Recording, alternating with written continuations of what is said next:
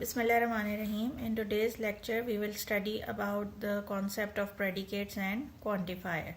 So far we have discussed about the concept of propositional logic, and we have developed the whole algebra of propositional logic, like the operators and how these operators work.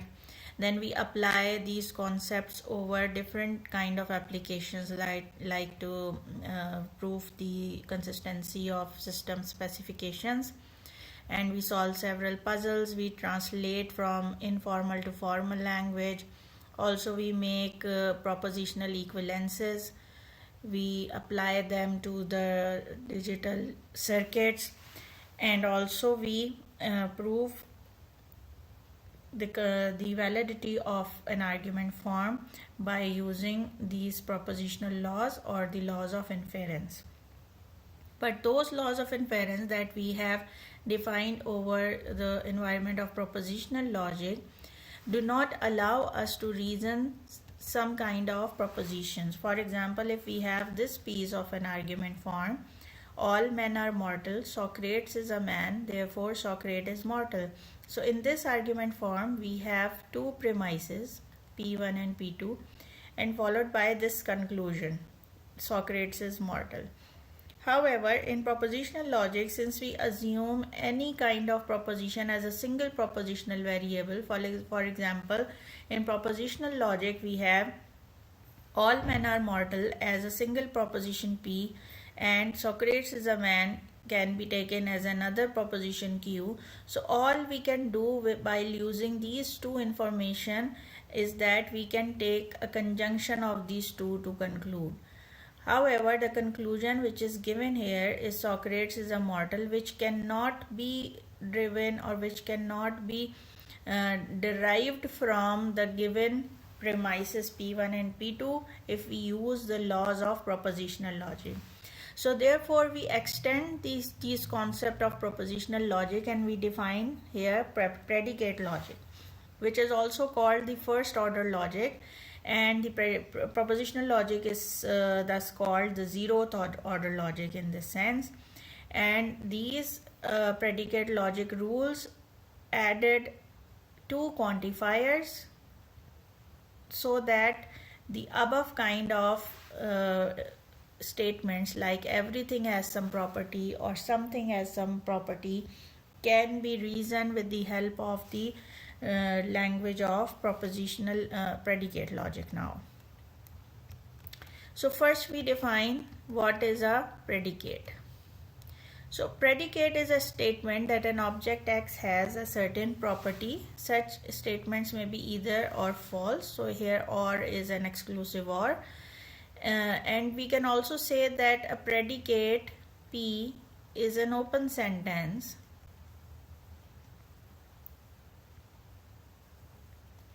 and it can have any value, true or false, depending upon the value of the variable. So for example, if I take P of X as the predicate, X is a student of your class, then this predicate is an open sentence. Right now, since we do not know the value of X, so we cannot say about the truth value of this predicate. However, if we substitute the values of X, for example, if we take the value of X is equals to Ali, then Ali is a student of your class is a true statement if Ali is studying in your class. For example, if I write P of David, then this predicate becomes a proposition, and we can write it like David is a student in your class.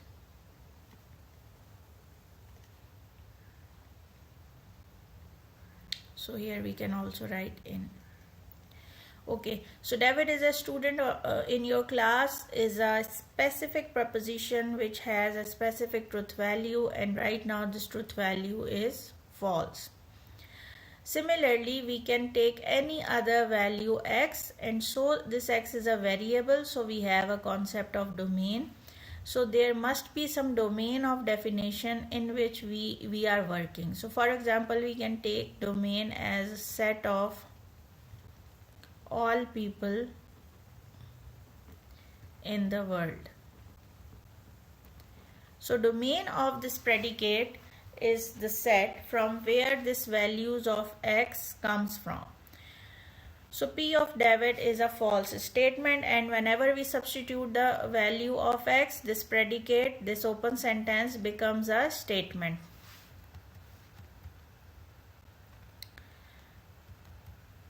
So now suppose another example, P of x be the statement, the word x contains the letter A. So we write P of x and we write this assignment symbol as a declaring the fact that P of x is a predicate which is defined like this. So this is the symbol for definition. The word x contains the letter A. And so the domain of definition could be a set of all words in English language or available in the dictionary.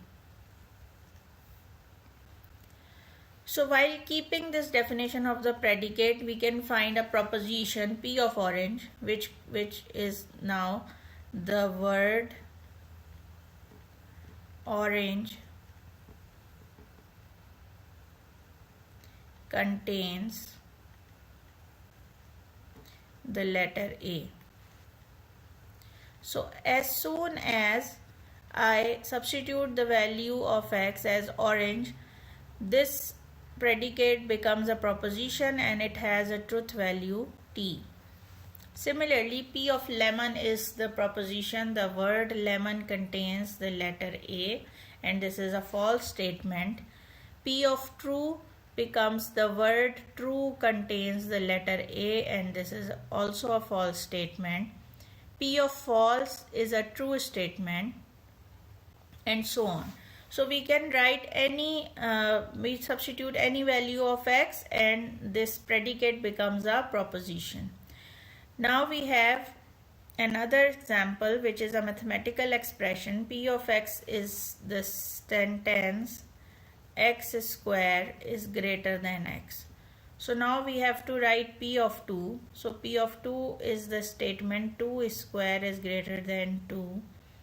P of 1 by 2, which is 1 by 4 is greater than 2. P of minus 1 by 2, which is 1 by 4 is greater than minus 1 by 2.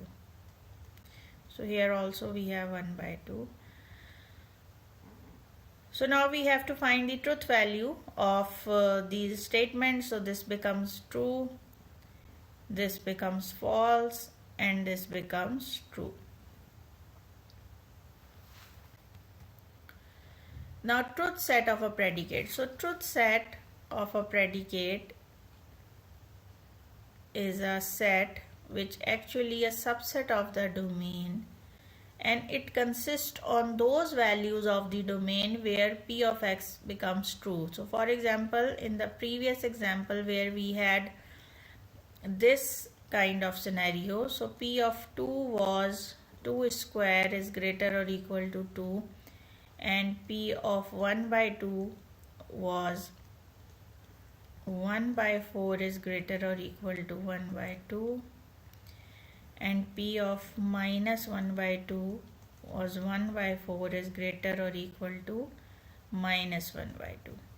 So here the truth value was true, and here it is true again, and it is false here.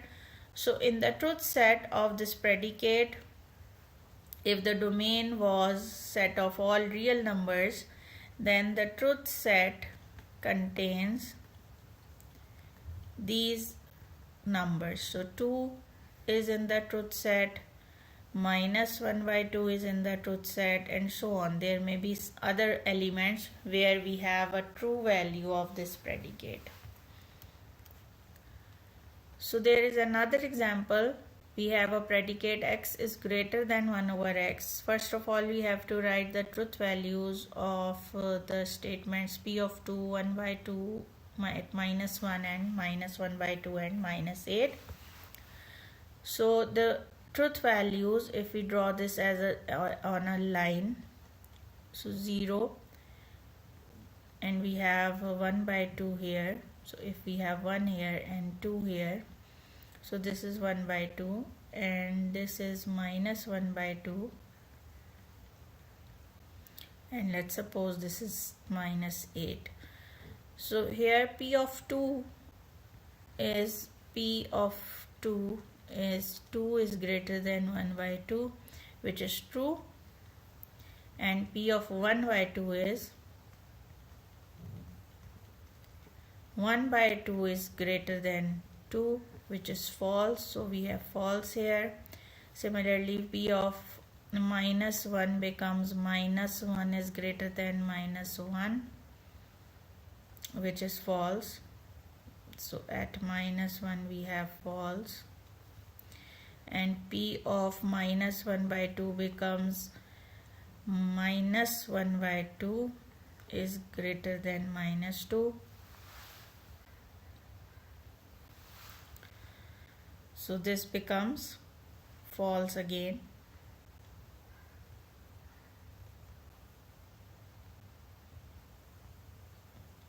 This is true actually.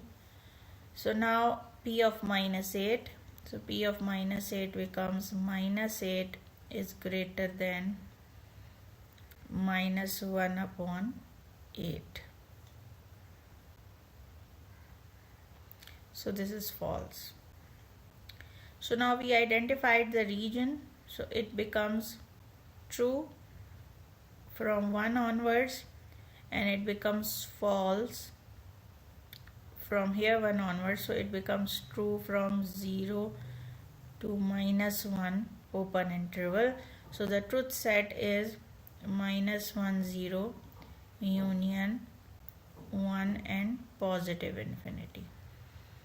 So this is a truth set when the domain is set of all real numbers.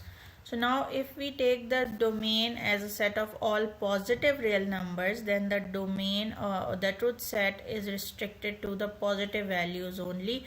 And so if we restrict the domain, that the truth set is also restricted to the positive side only. So if we have the domain as set of positive reals, then the truth set becomes this 1 and positive infinity interval only. Also, we can have predicate consisting on any number of variables. So here we have predicate q of x, y, which is depending upon the two variables x and y. So the statement q of 1, 2 is the statement 1 is equals to 2 plus 3, which is a false statement. And q of 3, 0 is another statement, which is 3 is equals to 0 plus 3. So this is false statement and this is true statement. And we can take domain as any reasonable set, for example, set of integer in this case. Next we have the concept of quantifier. So first of all, so far we have studied about the predicate, and we have seen that if we substitute the value of x, then the predicate becomes a proposition. Now we are moving towards another kind of situation where we want to make this predicate as a proposition without substituting the value of x. So for this reason, we define the concept of quantifiers. Quantifiers are the object which transform the predicate into proposition without specifying the values of the variable x. So for example, we have two kind of quantifiers. The first one is called the universal quantifier, and the universal quantifier has this symbol A in reverse, and we read it as for all, every, each, any, arbitrary. So all these phrases can be replaced by the symbol for all.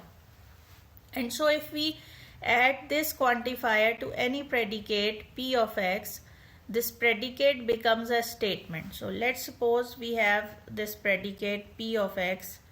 X is a student in your class.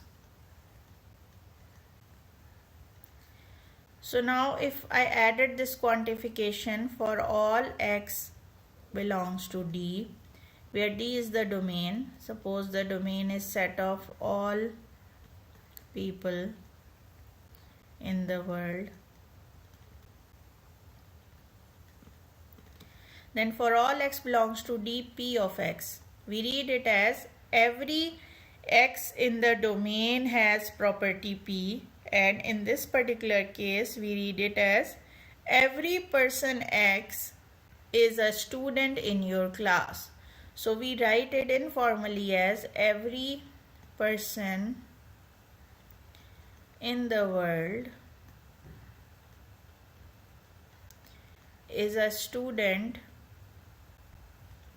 in your class. So now you see that this immediately becomes a proposition because now it has a specific truth value, and since everybody is not a student in your class, so this proposition is a false proposition. So now without specifying any particular value of the variable x, we make this predicate as a proposition by adding this universal quantifier. So this universal quantifier made this proposition, this predicate as a proposition. So this predicate, which was initially an open sentence, when we added this quantification, then this quantification made it as a proposition. And now since this proposition has some truth value, so how do we define that the truth value of this proposition becomes true? It is true if it is true for every value of the domain. So if every person in the world is a student in your class, then this proposition becomes true. And if we find any one single person who said that I am not a student in your class, then this person behaves as a counterexample to our universal statement, and it made this statement false. So for making universal statement true, we require it is to be true at every element of the domain, and if we want this statement to be false, then we need to find any one counterexample, at least one counterexample which made this statement false. So next, I already told you that besides for all, we also read this symbol as for every, including all of, for each, given any, for arbitrary, for each, and for any. So all of these phrases can be translated or converted into this symbol, universal quantifier or for all symbol. So there is another example. So I consider here a finite domain consisting of 5 elements, 1, 2, 3, 4, 5. So in this particular example, we have taken this predicate P of x is x square is greater or equal to x. So now this quantification becomes for all x belongs to D, x square is greater or equal to x. Now if we want to show that this statement is true, what do we need to show? We need to show that it is true for every element of this domain. So in fact we need to check that it is true for P of 1. It is true at x is equals to 2. It is also true at x is equals to 3, 4 and 5. So we need to check the truth values of all of these propositions.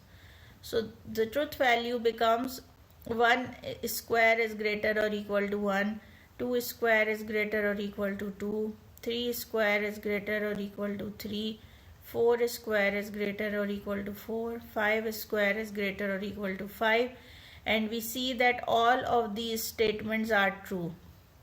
So what we figured out from here, that this statement is a true statement because it is true for every element of the domain. Now, if we extended this domain to be the set of all real numbers and we consider the same predicate but the different domain, and with this extended domain we have this statement: for every x belongs to the set of real numbers, x square is greater or equal to x. Then we need to find a counter example where this statement becomes false. So if we see this statement in general, which hold true for these 5 values, but if we take this set R, then this statement becomes false. For example, at which value? If we take x is equals to 1 by 2 or 0.5, then this statement becomes false because P of 1 upon 2 is 1 upon 4 is greater or equal to 1 upon 2, which is a false statement. So this x is equals to 1 upon 2 is basically our counter example. So the counter example is x is equal to 1 upon 2, and this universal statement is false. Universal statement is false at x is equals to 1 upon 2.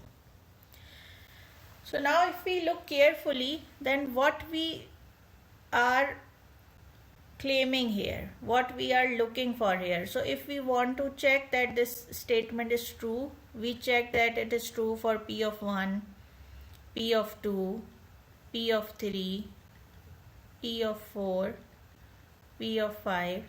So we require that it is true for every value of the domain.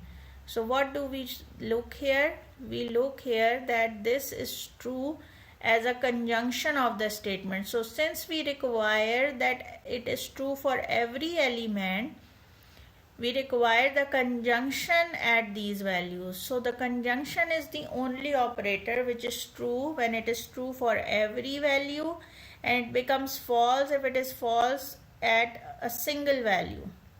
So for example, if I take another set E in which we have some smaller value also, so this becomes the set, then the same statement on the set E, for all x belongs to E, we have the conjunction this, and at P of 1 by 2, since this statement becomes false, therefore no matter it is true for rest of the values, the given universal statement becomes false.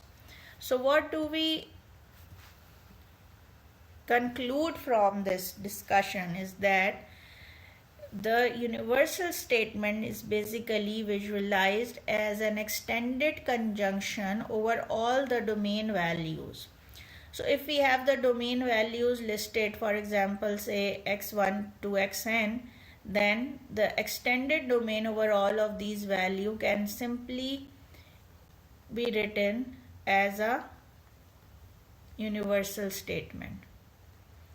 So for example, I can write explicitly or in the expanded form this expression for the finite set D, but the same kind of statement or the expression I cannot write for the set of all real numbers, because the set of real numbers are infinite and we cannot write the conjunction over all the values of real numbers, and therefore we require this symbol, this compact notation of universal statement, which can state such kind of expanded notation of the conjunction. Now the second quantifier is called the existential quantifier, and it has this notation E in the reverse, and we read this symbol as there exists, or we also read it as someone, or we also read it at least one. So all of these phrases in our informal language can be translated as this existential quantifier in the symbolic form. So if we have some statement, some predicate p of x, then we write this statement: there exists some x, p of x, or there exists some x in the domain p of x. So suppose p of x was the statement x is the student in your class.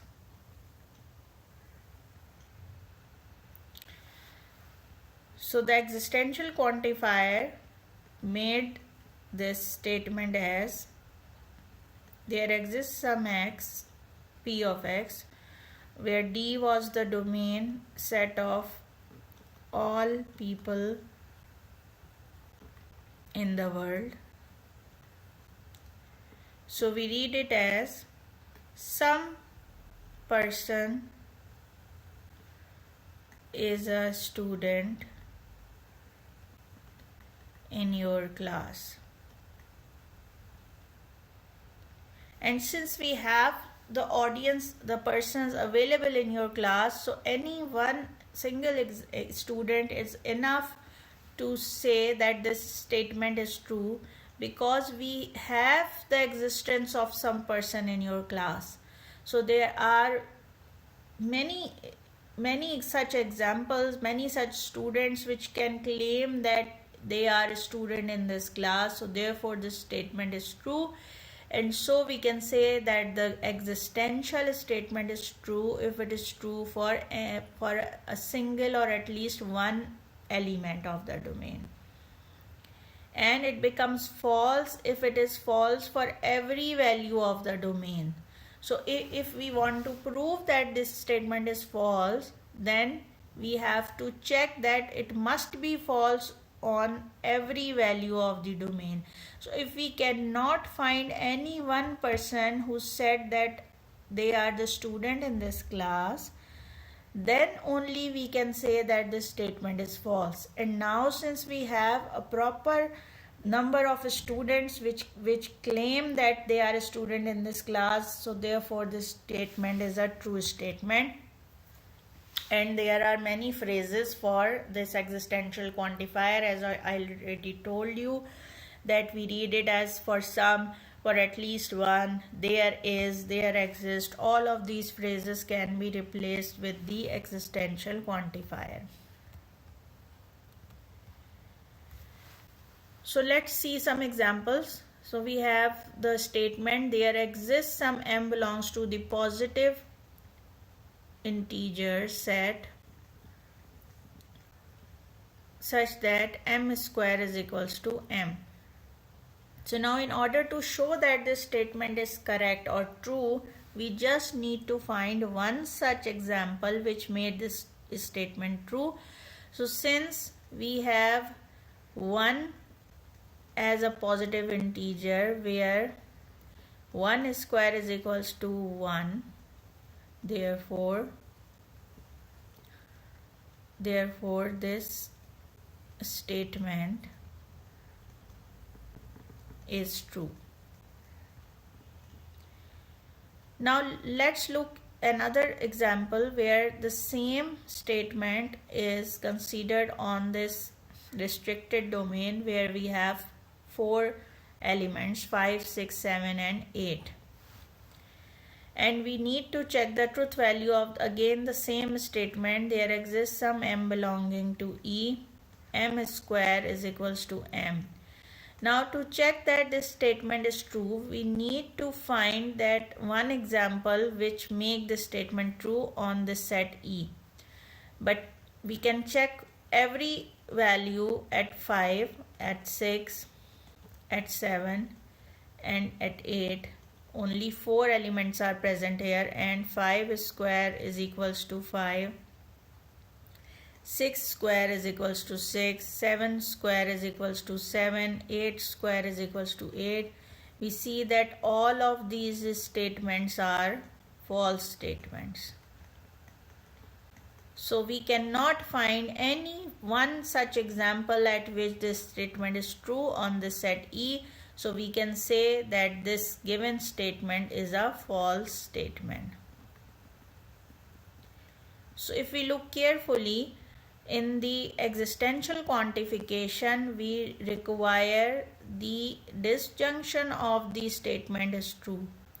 So if the disjunction of this statement is true, then it is true for any one of the values, then it becomes true. And it is only false when it is false for every value of the domain. So in this way, the existential quantifier or existential quantification of the statement can be visualized as the extended disjunction over all the domain values of the elements.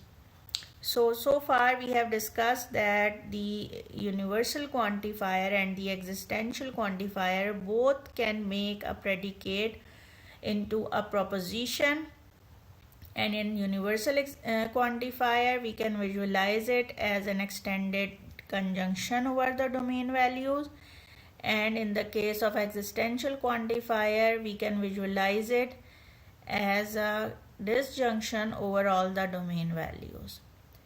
And similarly for universal quantifier, we require it to be true, we require it is true for every value of the domain, and we require one counter example to make it false.